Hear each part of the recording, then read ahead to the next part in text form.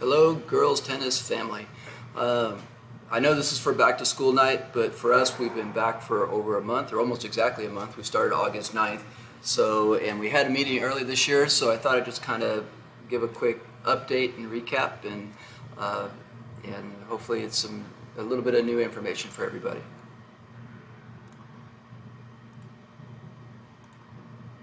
All right, so again, my best contact is directly to me, GRussell at IUSD.org. That's the easiest way to get a hold of me.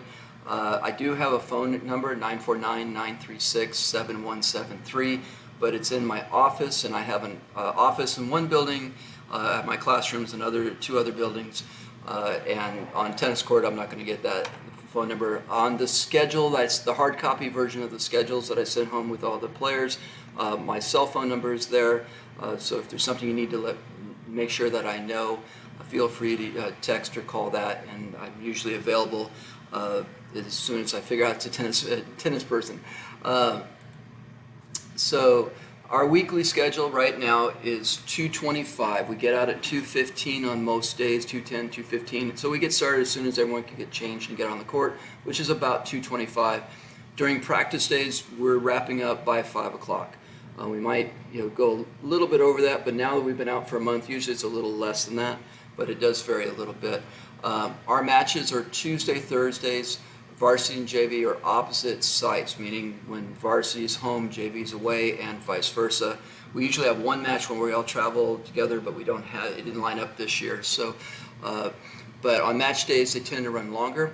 All of our matches, except for two, are on Tuesdays and Thursdays, and that's never happened. So that part I'm glad keeps us a little more consistent schedule. We do have one match coming up on a Monday, and we do have one match in the beginning of October on a Friday. But everything else is Tuesdays and Thursdays of matches. As you've seen already, we took our longest trip, so hopefully it won't be later, to San Clemente with the varsity. With the new shift of the schedule, we're a little bit later getting back from matches because we can't start quite as early. But we're making every effort to keep the matches moving efficiently so we can get everybody back, so there's time to eat and there's time to study and keep up with all their schoolwork. Make sure that if tennis is still accredited class, if for whatever reason your daughter has to miss, please make sure that it's excused with the attendance office. I do have to mark people absent when they're not here. And then the team in off season, just so you know, they receive about 7.5 credits if they do both up towards PE. So if they had freshman PE at one point and they have that, they'll actually have like 12.5 at the end of their first year. They're going to end up with a lot of credit for the whole semester or the whole year. All right, so basically, we already started it, but what they should, players should expect, and what you should expect is bell rings. I try not to get players out of class early unless it's unavoidable. Like we went to San Clemente and I asked to get everyone out 10 minutes early so we can get out before the parents and everyone come to pick people up. And it was a longer trip, but for the most part, when we get out at 2:15, we're trying to leave by 2:25, which is really fast, so the players are getting used to that. And then when we get to sites, we're taking, we've been practicing taking very efficient warm-ups so we can keep things moving very quickly. When they're home, it works out about right. They should be on the court by 2:25, 2:30, and we've been able to pretty much maintain our regular schedule.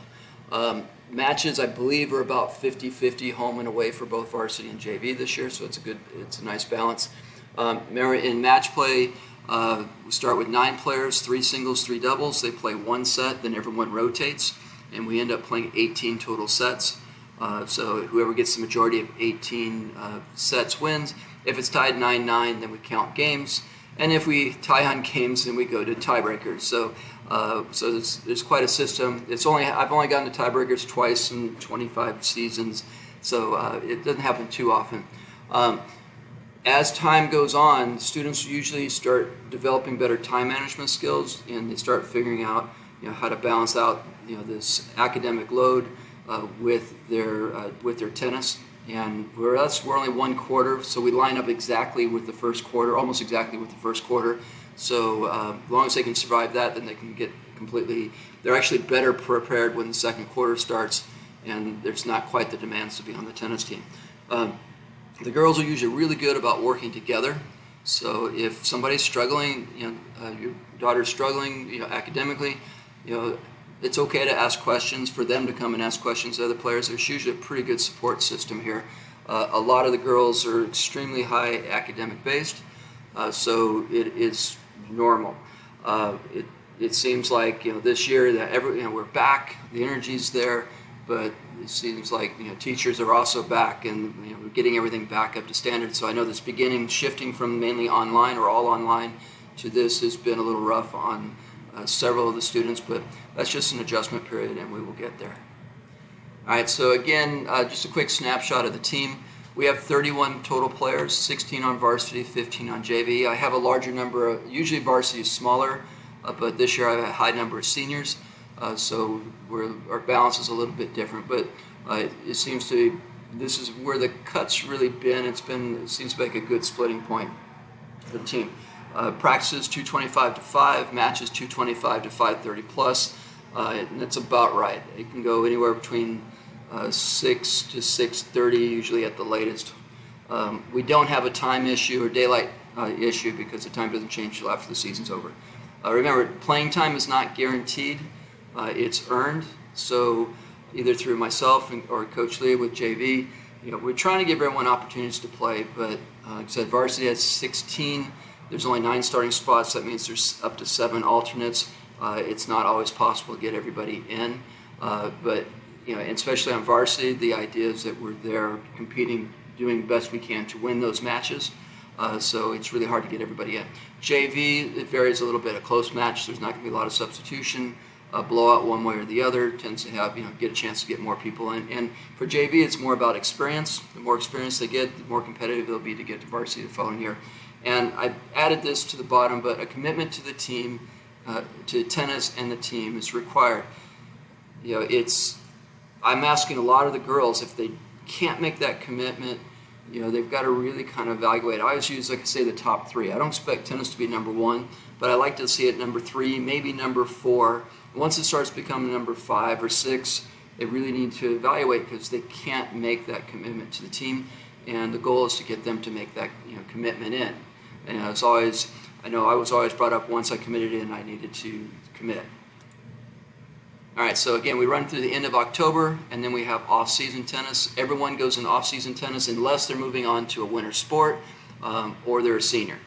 I don't really let, if you're committed to the team, I'm not letting you drop at the quarter, but we go every other day, period 7 only, so it'd be Monday. I haven't figured out Mondays yet because it's only 40 minutes long, but Monday, Tuesday, Thursday. I think on Mondays there's a good chance I might run a combined, depending on the number of students, I might run a combined period 7 and 8 so that everyone gets a little more hit. I'll have boys on period 8, but that's only for quarter 2, which runs through January, and in quarter 3, if they're freshmen to go into PE, they won't have any sports, or they will go into another sport. All right, so there's just a quick cap on everything. So if you got any questions, please email me. You should have all that contact information. So I will hopefully see you out there watching daughters play, and have a great year.